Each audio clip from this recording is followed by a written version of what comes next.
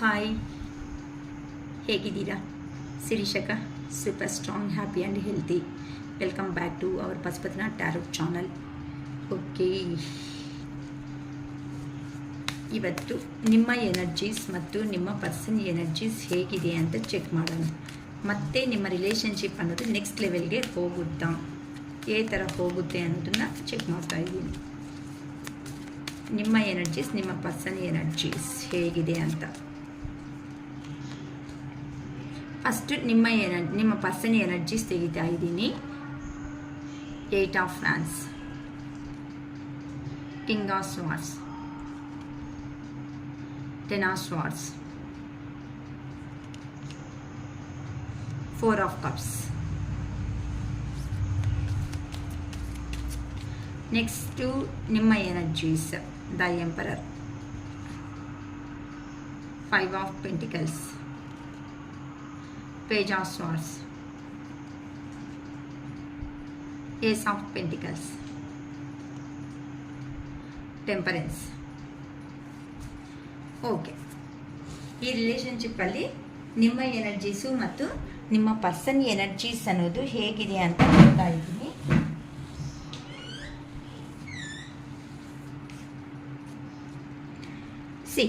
First ಎಲ್ಲ ನಿಮ್ಮ energies, ನಿಮ್ಮ ಪರ್ಸನ್ ಎನರ್ಜೀಸ್. ಫಸ್ಟ್ ಕಡೆ ನಿಮ್ಮ ಪರ್ಸನ್ ಅನ್ನೋರು ತುಂಬ ಸಫರ್ ಆಗ್ತಾ ಇದ್ದಾರೆ ಅಂತ ಹೇಳ್ಬೋದಮ್ಮ. ಏನಕ್ಕಂತ ಅಂದರೆ, ಎಲ್ಲಿ ಹೋಗಿದ್ದಾರೋ ಅಲ್ಲಿ ನೆಮ್ಮದಿ ಇಲ್ಲ, ಪ್ರಶಾಂತತೆ ಇಲ್ಲ, ದುಡ್ಡಿದ್ರೆ ಸಾಕಾಗಲ್ಲ. ಆ ಪರ್ಸನ್ಗೆ ಕ್ಲಾರಿಟಿ ಅನ್ನೋದು ಈಗೀಗ ಸಿಗ್ತಾ ಇದೆ. ಏನು ಅಂತ ಅಂದರೆ, ನೆಮ್ಮದಿ ಇಲ್ದಂಗೆ ಮನುಷ್ಯ ಪ್ರಶಾಂತವಾಗಿರುವಂಥ ಜೀವನದಕ್ಕೋಸ್ಕರನೇ ಅಲ್ವಾ ಮನುಷ್ಯ ಅನ್ನೋದು ಹೋರಾಡುವುದು. ಆ ಮನಃಶಾಂತಿ ಅನ್ನೋದೇ ಇಲ್ಲ ಅಂತಂದಾಗ ಜೀವನದಲ್ಲಿ ಇನ್ನೇನು ಅನ್ನೋದು ಹ್ಯಾಪಿನೆಸ್ ಅನ್ನೋದು ಕೊಡುತ್ತೆ ಅನ್ನೋದು ನಿಮ್ಮ ಪರ್ಸನ್ಗೆ ಕ್ಲಿಯರ್ ಆಗಿ ಅರ್ಥ ಆಗಿದೆ. ಏ ಥರ ಅಂತ ಅಂದರೆ, ಅಷ್ಟು ಲೋ ಲೆವೆಲ್ ಎನರ್ಜಿಗೆ ಇನ್ನು ಜೀವನದಲ್ಲಿ ಹೋರಾಡೋದಕ್ಕೆ ನನ್ನ ಕೈ ಆಗೋದೇ ಇಲ್ಲ ಸ್ವಾಮಿ ಭಗವಂತ, ನನ್ನ ಪರ್ಸನ್ ಅವ್ರನ್ನ ನನಗೆ ಕೊಟ್ಬಿಡು, ನನ್ನ ಕೈ ಈ ರಿಲೇಷನ್ಶಿಪ್ಗೆ ಒಂದು ನ್ಯಾಯ ಅನ್ನೋದನ್ನು ಮಾಡು ಅನ್ನೋ ಒಂದು ರೇಂಜಲ್ಲಿ ದೇವ್ರ ಹತ್ರ ತುಂಬ ಭಾರಿಯಾಗಿ ಪ್ರೇಯರ್ಸ್ ಅನ್ನೋದನ್ನು ಮಾಡ್ಕೊತಾ ಇದ್ದಾರೆ. ಫುಲ್ಲು ಫಾಸ್ಟಾಗಿ ಬಂದು ನಿಮ್ಮ ಜೀವನದಲ್ಲಿ ಏ ಥರ ಆದರೂ ಒಂದು ಸ್ಟೆಪ್ ಅನ್ನೋದು ತಗೋಬೇಕು. ಈ relationship life term commitment relationship ಆಗಿ ಮುಂದಕ್ಕೆ ಹೋಗೋ ಥರ ಮಾಡ್ಕೋಬೇಕು ಅಂತ ತುಂಬ ಯೋಚನೆ ಮಾಡ್ಕೊತಾ ಇದ್ದಾರಮ್ಮ ನಿಮ್ಮ ಪರ್ಸನ್ ಅಂತೂ. ಏ ಥರ ಹೋದರೆ ನನ್ನ ಪರ್ಸನ್ ನನ್ನ ಆ್ಯಸೆಪ್ಟ್ ಅನ್ನೋದು ಮಾಡ್ತಾರೆ ಅಂತ ಯೋಚನೆ ಮಾಡ್ತಾ ಇದ್ದಾರೆ. ಆದರೆ ಅಷ್ಟೊತ್ತಕ್ಕೆ ನಿಮ್ಮ ಪರ್ಸನ್ ಜೀವನದಲ್ಲಿ ಅವ್ರಿಗೆ ಸ್ಟ್ರಿಕ್ಟಾಗಿ ಇರೋ ಅಂಥ ಒಂದು ಪರ್ಸನ್, ಒಂದು ಲೇಡಿ ಫಿಗರ್ ಅಂತ ಅಂದರೆ, ಒಂದು ಕಿಂಗ್ ಥರ ಅಂತ ಅಂದರೆ ಪೇರೆಂಟ್ಸ್ ಅಥವಾ ಅಂತ ಅಂದರೆ ಯಾರು ಸ್ಟ್ರಿಕ್ಟಾಗಿರೋ ಅಂಥ ಒಂದು ಪರ್ಸನ್ ಅವ್ರನ್ನ ರೂಲ್ ಮಾಡೋದಕ್ಕೆ ರೆಡಿ ಆಗಿರ್ತಾರೆ. ಅಂತ ಅಂದರೆ, ನೀನೇನಕ್ಕೆ ಮಾಡಬೇಕು, ನೀನೇನಕ್ಕೆ ಹೋಗಬೇಕು, ಅವರೇ ಬರ್ತಾರೆ, ಅವರೇ ಮಾಡ್ತಾರೆ, ಅವರೇ ಬೇಕಂಗಂದರೆ ಬರಲಿ ಅನ್ನೋ ಥರ. ಅಂತ ಅಂದರೆ ಈ ಪರ್ಸನ್ನ ಈ ಮುಂದಕ್ಕೆ ಅನ್ನೋದು ಹೋಗೋದಕ್ಕೆ ಬಿಟ್ಟಂಗೆ ಆ ಪರ್ಸನ್ನ ಎನರ್ಜೀಸ್ನೆಲ್ಲ ಪುಲ್ ಬ್ಯಾಕ್ ಮಾಡ್ಕೊತ ಅವ್ರು ಇರ್ತಾರೆ. ಅಂತ ಅಂದರೆ ಪ್ರತಿಯೊಂದು ನೆಗೆಟಿವ್ ಆಗೇ ಯೋಚನೆ ಮಾಡೋದು, ನಿನ್ನ ಮರ್ಯಾದೆ ಹೋಗ್ಬಿಡುತ್ತೆ ಅಂತ ಅಂದರೆ ಇಲ್ದಿರೋದೆಲ್ಲ ಹೇಳ್ತಾ ಇರೋದು ರಿಲೇಷನ್ಶಿಪ್ ಬಗ್ಗೆ. ಈ ಥರ ಆ ಪರ್ಸನ್ ಅಂತೂ ತುಂಬ ಬ್ಯಾಕಪ್ ಅನ್ನೋದನ್ನೇ ತಗೊತಾ ಇರ್ತಾರೆ.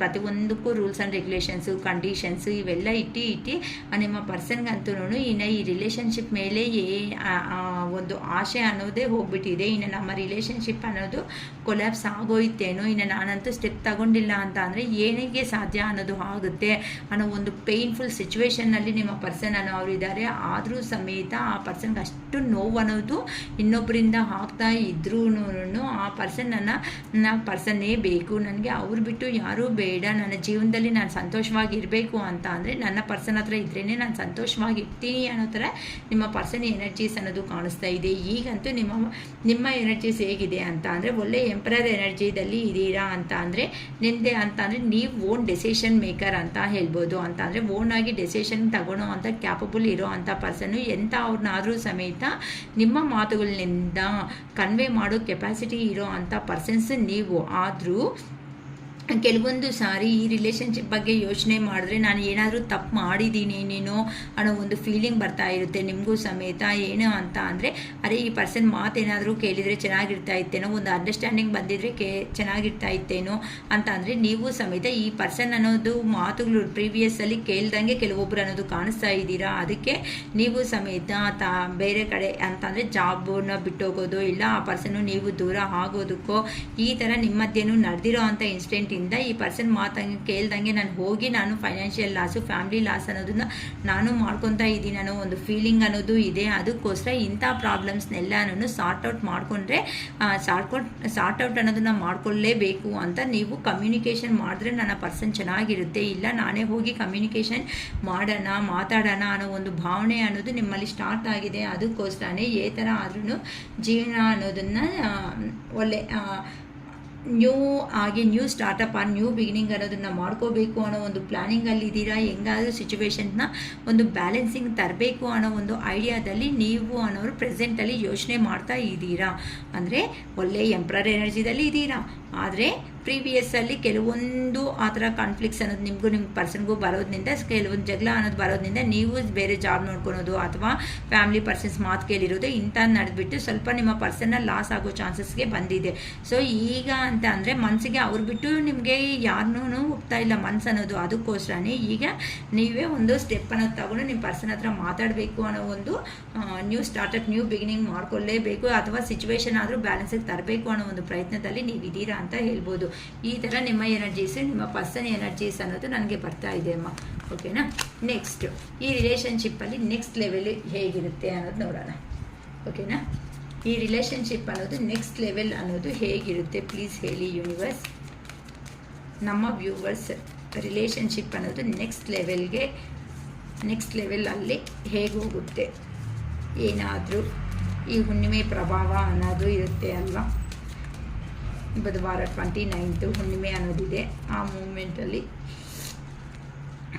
ಸೊ ಡೆತ್ ಅಂದರೆ ಹಳೆ ವಿಷಯಗಳನ್ನಂತೆ ಬಿಟ್ಬಿಡಿ. ಈ ಹಳೆ ವಿಷಯಗಳನ್ನ ಬಿಟ್ಬಿಡೋದ್ರಿಂದ ನಿಮಗೆ ಏನಾಗುತ್ತೆ ಅಂತ ಅಂದರೆ ಆ ಪರ್ಸನ್ಗೆ ಅರ್ಥ ಆಗಿದೆ ನೀವಂದರೆ ತುಂಬ ಇಷ್ಟ, ನಿಮ್ಗೆ ಅರ್ಥ ಆಗಿದೆ ಆ ಪರ್ಸನ್ ಅಂದರೆ ತುಂಬ ಇಷ್ಟ ಅಂತ. ಒಬ್ಬರ ಮೇಲೆ ಒಬ್ರಿಗೆ ಇಷ್ಟ ಇರೋ ಅಂಥ ಕಾರಣಗಳಿಂದಾನೇ ಇಲ್ಲಿ ಈ ಹಳೆ ವಿಷಯಗಳನ್ನು ಅನ್ನೋದನ್ನು ಬಿಟ್ಬಿಟ್ಟಿದ್ದೀರಾ ಅಂತ ಅಂದರೆ ನಿಮ್ಮ ಜೀವನ ಅನ್ನೋದು new venture new startup new beginning ಅನ್ನೋದನ್ನು ಮಾಡ್ಕೊಳೋದಕ್ಕೆ ಆಗುತ್ತೆ ಅಂತ ಹೇಳ್ತಿದ್ದಾರೆ. ಅಂತ ಅಂದರೆ ಯಾರು ನಿಮ್ಮ ಮನೆಗಳಲ್ಲಿ ಇರೋ ಅಂಥ ಮಾತುಗಳು ಅನ್ನೋದು ಕೇಳ್ಕೊಳೋದ್ರಿಂದ ನೀವೇನಾಗಿದ್ದೀರಾ ಅಂತ ಅಂದರೆ ಅಲ್ಲಿ ತುಂಬ ಬಾಧೆ ಅನ್ನೋದನ್ನು ಬೀಳ್ತಾ ಇದ್ದೀರಾ. ಯಾರೋ ಒಬ್ಬರು ಸ್ಟ್ರಿಕ್ಟಾಗಿ ಇರೋವಂಥ ವ್ಯಕ್ತಿ ಸಮೇತ ನಿಮ್ಮ ಜೀವನದಲ್ಲಿ ಇದ್ದಾರೆ ಅಂತ ಹೇಳ್ಬೋದು. ಅದಕ್ಕೋಸ್ಕರನೇ ಈಗ ಆ ಪರ್ಸನ್ಗೆ ಮೇ ಬಿ ನಿಮ್ದೇನಾದರೂ ಈ ಥರ ಸೆಕೆಂಡ್ ರಿಲೇಷನ್ಶಿಪ್ ಈ ಥರ ಆಗಿದ್ರೂ ಸಮೇತ ಅಯ್ಯೋ ಬರಲ್ಲ ಬಿಡಕ್ಕ ಸುಮ್ಮನೆ ಕಮಿಟ್ಮೆಂಟ್ ಕ್ಲಾರಿಟೀಸ್ ಇರಲ್ಲ ಅಂತ ಅಂದರೆ ಆ ಪರ್ಸನ್ ಮಾಡಿರೋ ಅಂಥ ಕೆಲಸಗಳಿಗೆ ಪ್ರೀವಿಯಸ್ಸಲ್ಲಿ ಈ ಥರ ನೋವುಗಳು ತಿಂತಾ ಇದ್ದೀರಾ ಅಂತ ಅಂದರೆ ಆ ಪರ್ಸನ್ ಎಲ್ಲಿ ಹೋಗಿದ್ದಾರೋ ಅಲ್ಲಿ ಹ್ಯಾಪಿ ಆಗಿ ಏನೂ ಕಾಣಿಸ್ತಾ ಇಲ್ಲ ಅಮ್ಮ ಅಂತ ಅಂದರೆ ಆ ಪರ್ಸನ್ನು ಸ್ವಲ್ಪ ಫ್ಯಾಮ್ಲಿ ಕಡೆ ಚಿಕ್ಕ ಮಕ್ಕಳು ಯಾರಾದರೂ ಇದ್ದಾರೆ ಅಂದರೆ ಅವ್ರ ಕಡೆ ಸ್ವಲ್ಪ ಗಮನ ಅನ್ನೋದು ಇಟ್ಟಿದ್ದಾರೆ.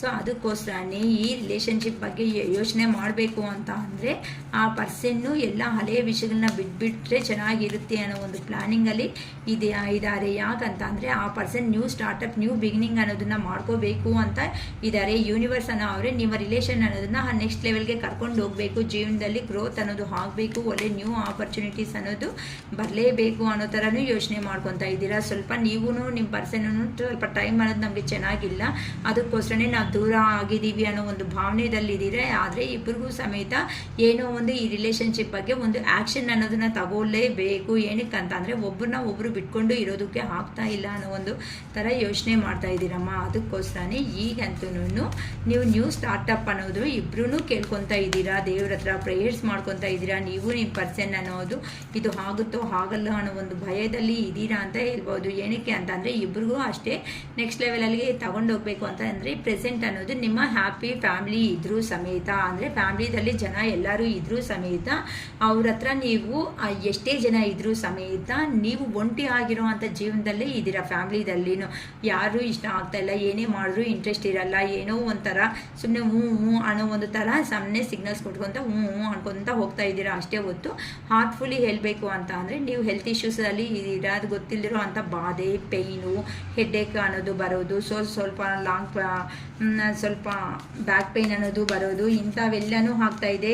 ಸೊ ಇದಕ್ಕೆ ಸಿಂಬಲ್ ಹೇಳಬೇಕು ಅಂತ ಅಂದರೆ ಕೆಲವೊಬ್ಬರು ಮನೆಯಲ್ಲಿ ಪೆಟ್ಸ್ ಅಂದರೆ ಇಷ್ಟ ಇಷ್ಟ ಅಮ್ಮ, ಡಾಗ್ಸನ್ನು ಬೆಳೆಸ್ಕೊತಾ ಇದ್ದೀರಾ ಅಂತಲೂ ಹೇಳ್ಬೋದು. ಅಥವಾ ನಿಮಗೆ ಡಾಗ್ಸ್ ಆದರೂ ನಿಮಗೂ ನಿಮ್ಮ ಪರ್ಸನ್ಗೂ ತುಂಬ ಇಂಟ್ರೆಸ್ಟೂ ಇರ್ಬೋದು. ಅದಕ್ಕೋಸ್ಕರನೇ ಈಗ ಫ್ಯಾಮಿಲಿದಲ್ಲಿ ಇದ್ದರೂ ಸಮೇತ ನೀವು ಹ್ಯಾಪಿಯಾಗಿ ಖಂಡಿತ ಕಾಣಿಸ್ತಾ ಇಲ್ಲ.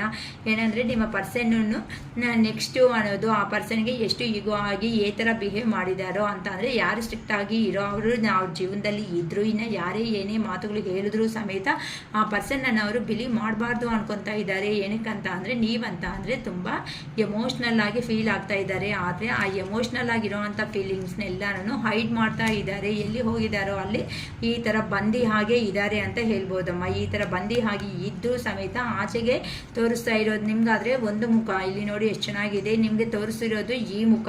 ಅಂದರೆ ನನ್ನಲ್ಲಿ ಪ್ರೀತಿ ಇದೆ, ಪ್ರೀತಿ ಇದ್ರೂ ಸಮೇತ ಆ ಪರ್ಸನ್ ನನಗೆ ಏನು ಪ್ರೀತಿ ಇಲ್ಲ ಅಂತ ಈ ಥರ ತೋರಿಸ್ತಾ ಇದ್ದಾರೆ. ರಿಯಲ್ ಆಗಿ ಹೇಳಬೇಕು ಅಂತಂದರೆ ಆ ಪರ್ಸನ್ ಸಮೇತ ಸ್ಟಕ್ ಎನರ್ಜಿದಲ್ಲಿ ಆಗಿಬಿಟ್ಟಿದ್ದಾರೆ, ತುಂಬ ನೋವುಗಳು ತಿನ್ಕೊತ ಇದ್ದಾರೆ. ಅದಕ್ಕೋಸ್ಕರನೇ ಆ ಪರ್ಸನ್ಗೆ ಏ ಥರ ಹೆಂಗೆ ಹೋಗಬೇಕು ಅಂತಲೂ ಯೋಚನೆ ಮಾಡ್ತಾ ಇದ್ದಾರೆ. ಸೊ ನೆಕ್ಸ್ಟ್ ಸ್ಟೆಪ್ ಅನ್ನೋದು ಹೇಗಿರುತ್ತೆ ಅಂತ ಅಂದರೆ ಆ ಪರ್ಸನ್ನ ಅವರು ಕಂಪಲ್ಸರಿ ನಿಮ್ಮ ಹತ್ರ ನಿಮ್ಮ ಸೈಡ್ಗೆ ಖಂಡಿತ ಪ್ರಪೋಸಲ್ ಕೊಡೋದಕ್ಕೆ ಬಂದೇ ಬರ್ತಾರೆ. ಏನಕ್ಕೆ ಅಂತಂದರೆ ಸ್ಲೋ ಆಗಿ ನಿಮ್ಮ ಕಡೆನೇ ಆ ಪರ್ಸನ್ನು ಡೈರೆಕ್ಷನ್ ಅನ್ನೋದು ಚೇಂಜ್ ಆಗಿದೆ. ಇನ್ನು ಆ ಪರ್ಸನ್ ಜೀವನದಲ್ಲಿ ಈ ಥರ ಎಷ್ಟೇ ಸ್ಟ್ರಿಕ್ಟ್ ಆಗಿರೋ ಅಂಥ ವ್ಯಕ್ತಿಗಳು ಇದ್ದರೂ ಸಮೇತ ಆ ಪರ್ಸನ್ನು ಇನ್ನು ಅವ್ರಿಗೆ ಭಯ ಬೀಳಬಾರ್ದು ಅಂತ ಆಗಿದೆ. ಥ್ರೋಟ್ ಚಕ್ರ ಅನ್ನೋದು ಓಪನ್ ಆಗ್ತಾ ಇದೆ. ಏನಕ್ಕೆ ಅಂತ ಅಂದರೆ ಇಷ್ಟು ದಿನ ಮಾತಾಡದೇ ಇಲ್ದಿರೋ ಅಂಥ ಮನುಷ್ಯ ಈಗ ಮಾತಾಡಲೇಬೇಕು ಅನ್ನೋ ಒಂದು ಡೆಸಿಷನ್ಗೆ ಅನ್ನೋದು ಬಂದಿದ್ದಾರೆ. ಏನಕ್ಕೆ ಅಂತ ಅಂದರೆ ಈಗ ಆ ಪರ್ಸನ್ಗೆ ನಿಮ್ಮ ಕಡೆಯಿಂದ ಕಾಲರ್ ಮೆಸೇಜ್ ಹೋಗುತ್ತೆ ಅನ್ನೋದು ನಂಬಿಕೆ ಅನ್ನೋದೇ ಕಡಿಮೆ ಆಗ್ತಾ ಇದೆ. ಯಾಕಂತ ಅಂದರೆ ಈಗಂತೂ ಪದೇ ಪದೇ ಮತ್ತೆ ನಿಮ್ಮಿಂದ ಕಾಲರ್ ಮೆಸೇಜ್ ಕಮ್ಯುನಿಕೇಟ್ ನೀವೇ ಮಾಡ್ತಾರೆ ಅಂತ ನೋಡ್ತಾ ಇದ್ರೆ ನೀವು ಮಾಡೋದಕ್ಕೂ ಇಂಟ್ರೆಸ್ಟ್ ತೋರಿಸ್ತಾ ಇಲ್ಲ. ಯಾಕಂತ ಅಂದರೆ ನಾನು ಆಲ್ರೆಡಿ ನಿಮ್ಮ ಎನರ್ಜೀಸ್ ಹೇಳಿದ್ದೀನಿ. ನೀವು ನೋಡಿದ್ರೆ ಒಳ್ಳೆ ಸ್ಟ್ರಿಕ್ಟಾಗಿ ಇರೋ ಅಂಥ ಪರ್ಸನ್ ಹೋಗಿ ಮಾತಾಡಬೇಕು ಇದ್ರೂ ಸಮೇತ ಒಳ್ಳೆ ಎಂಪ್ರರ್ ಎನರ್ಜಿದಲ್ಲೇ ಇದ್ದೀರಾ. ಅಂದರೆ ಆ ಪರ್ಸನ್ನೇ ಬರ್ತಾರೆ. ಇಷ್ಟವರೆಗೂ ಈ ರಿಲೇಷನ್ಶಿಪ್ಗೋಸ್ಕರ ನಾನೇ ಅಲ್ವಾ ಕಷ್ಟಪಟ್ಟಿರೋದು.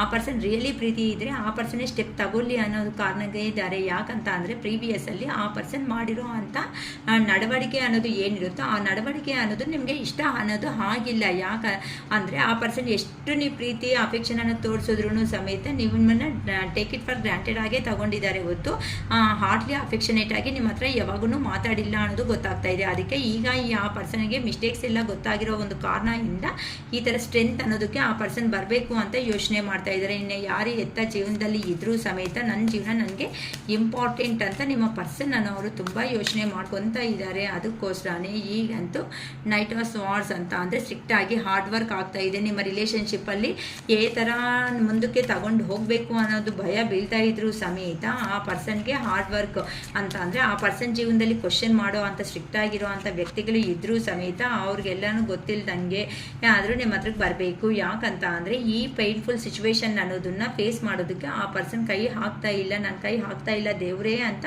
ಆ ಪರ್ಸನ್ ಆಲ್ರೆಡಿ ಪ್ರೇಯರ್ ಮಾಡ್ಕೊತಾ ಇದ್ದಾರೆ. ಯಾಕಂತ ಅಂದರೆ ಇನ್ನು ಫಾಸ್ಟಾಗಿ ನಿಮ್ಮ ಜೀವನದಲ್ಲಿ ಒಂದು ಆ್ಯಕ್ಷನ್ ಅನ್ನೋದನ್ನ ತಗೊಳ್ಳೇಬೇಕು.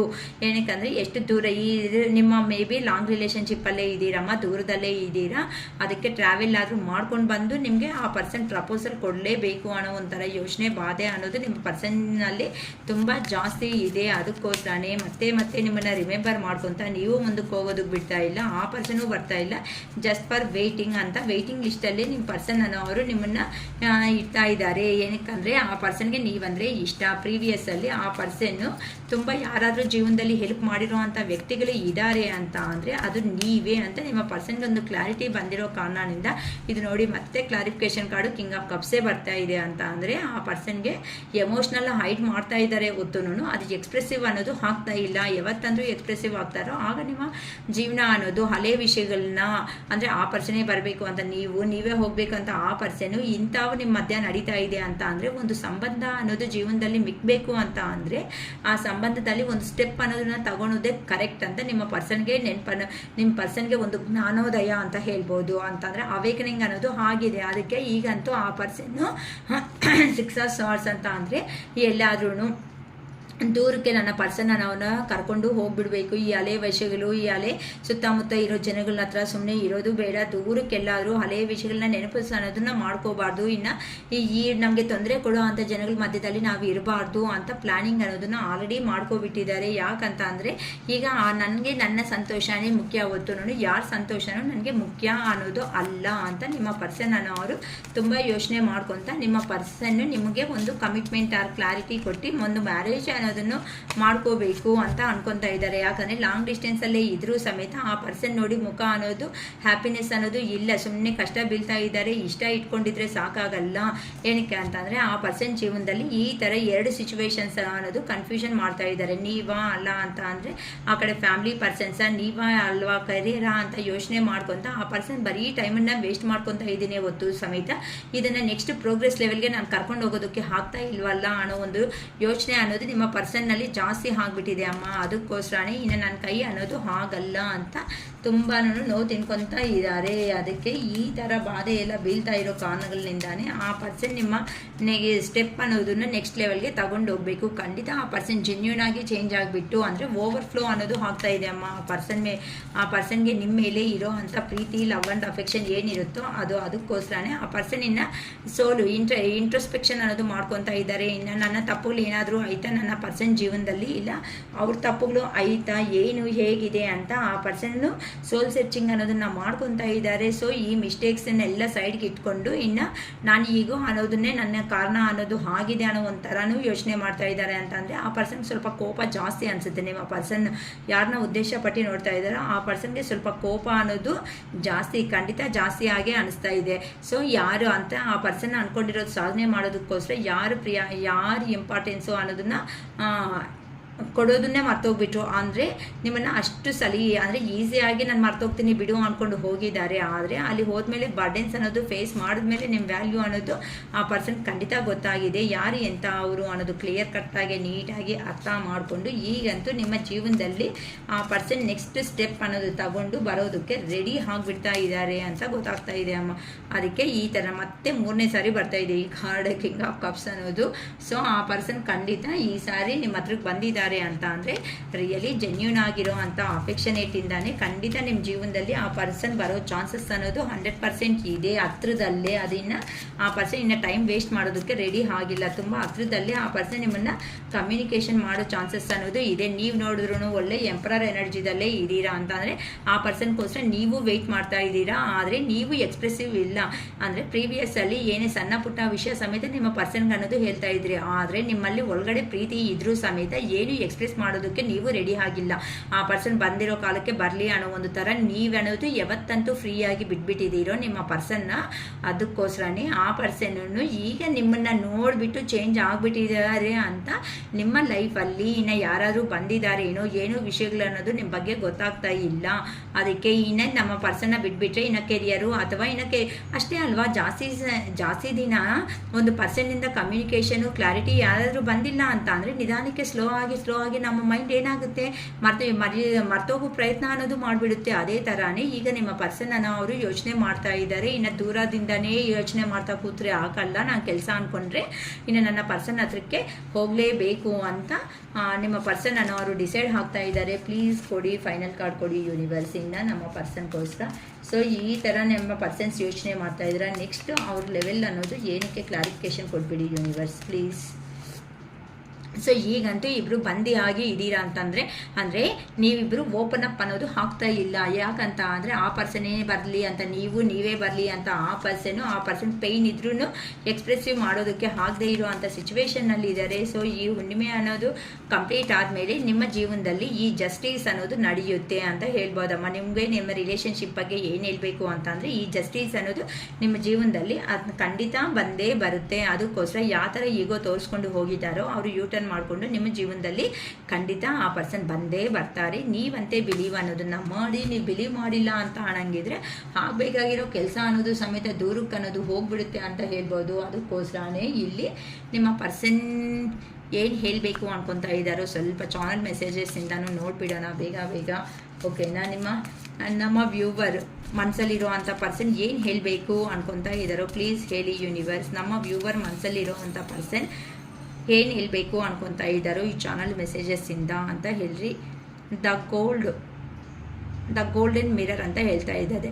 ಅಂದರೆ ಆ ಪರ್ಸನ್ ನಮ್ಮ ನಡ್ಕೊಂಡಿರೋ ವಿಧಾನ ಏನಿರುತ್ತೋ ನಾರ್ಸಿಸ್ಟಿಕ್ ಲವ್ ಬಾಂಬಿಂಗ್ ಅಂತ, ಸೆಲ್ಫ್ ಅಬ್ಸರ್ವ್ಡ್ ಅಂತ. ಅಂದರೆ ಆ ಪರ್ಸನ್ ನಡ್ಕೊಂಡಿರೋ ಅಂತ ಅಂದರೆ ಆ ಪರ್ಸನ್ ಕ್ಲಾರಿಟಿ ಇಲ್ಲ, ಕಮಿಟ್ಮೆಂಟ್ ಇಲ್ಲ, ಯಾವಾಗ ಆ ಪರ್ಸನ್ ಮನಸ್ಸಿಗೆ ತಕ್ಕಟ್ಟಾಗೆ ಇರೋದು, ಅದರಿಂದ ನೀವು ತುಂಬ ಅನ್ನೋದು ಹರ್ಟ್ ಆಗಿಬಿಟ್ಟಿದ್ದೀರಾ ಅಂತ. ಆ ಹರ್ಟ್ ಆಗಿರೋದು ಏನಿರುತ್ತೋ ಅದು ನೀವು ಸೆಲ್ಫ್ ಆಗಿ ನೀವೇ ಸೆಲ್ಫ್ ಅಂತಂದರೆ ನಿಮ್ಮನ್ನೇ ಸೆಲ್ಫ್ ಕೇರಿಂಗ್ ಅನ್ನೋದನ್ನ ಮಾಡ್ಕೊಳೋದು ಸ್ಟಾರ್ಟ್ ಮಾಡೋದು ಮೇಲೇನಿಂದ ನೀವು ಅನ್ನೋದು ಸ್ವಲ್ಪ ಒಳ್ಳೆಯ ಹಾಗೆ ಚೇಂಜ್ ಆಗಿದ್ದೀರಾ ಅಂತ ಹೇಳ್ತಾ ಇದ್ದಾರೆ. ಅಂದರೆ ಫಸ್ಟ್ ಎಲ್ಲ ನಿಮ್ಮನ್ನು ಆ ಪರ್ಸನ್ ಗ್ರಿಪ್ಪಲ್ಲಿ ಇಟ್ಕೊಳೋ ಅಂಥಕ್ಕೋಸ್ಕರ ತುಂಬ ನಾರ್ಸಿಸ್ಟಿಕ್ ಅಂತ. ಅಂದರೆ ತುಂಬ ನಿಮ್ಮನ್ನು ಪದೇ ಪದೇ ಒಂದು ಟ್ರಿಕ್ಕರಿ, ಅಂದರೆ ಅದು ಏನಂತಾರೆ, ಒಂದು ಥರ ಪಾಯ್ಸನ್ ಆದರೂ ಕೊಟ್ಟರೆ ಒಂದೇ ಸರಿ ಹೋಗ್ತಾರೆ. ಆದರೆ ಆ ಪರ್ಸನ್ ಆ ಥರ ನೋವು ಕೊಟ್ಟಿಲ್ಲ ನಿಮಗೆ. ಸಾಮಾನ್ಯವಾಗಿ ಅಷ್ಟು ನೋವು ಕೊಟ್ಟಿದ್ರು ಸಮೇತ ನಿಮ್ಮ ಎನರ್ಜೀಸಲ್ಲಿ ಚೇಂಜ್ ಆಗಿ ಬರಬೇಕು ಅಂತಂದರೆ ಇದೇ ಮೇನ್ ಕಾರಣ ಅನ್ನೋದು ಆಗಿದೆ ಅಂತ ಹೇಳ್ಬೋದು. ಫೋನಿಕ್ಸ್ ಅಂದರೆ ನ್ಯೂ ಫೇಸ್, ಅಂದರೆ ಆ ಪರ್ಸನ್ ನ್ಯೂ ಫೇಸ್ ಅನ್ನೋದು ನಿಮಗೆ ತೋರಿಸಿದಾರಂತೆ. ಅಂದರೆ ಆ ಪರ್ಸನ್ ಪರಿಚಯ ಆದಾಗ ಒಂಥರ ಇದ್ದರು, ಆ ಪರ್ಸನ್ ಅನ್ನೋದು ದೂರ ಅನ್ನೋದು ಹೋದ್ಮೇಲೆ ಆ ಪರ್ಸನ್ ಬಗ್ಗೆ ನಿಮಗೆ ನ್ಯೂ ಫೇಸ್ ಅನ್ನೋದು ಗೊತ್ತಾಗ್ಬಿಟ್ಟಿದೆ. ಅಂದರೆ ಈಗ growth, changed mind, rise from Ashes.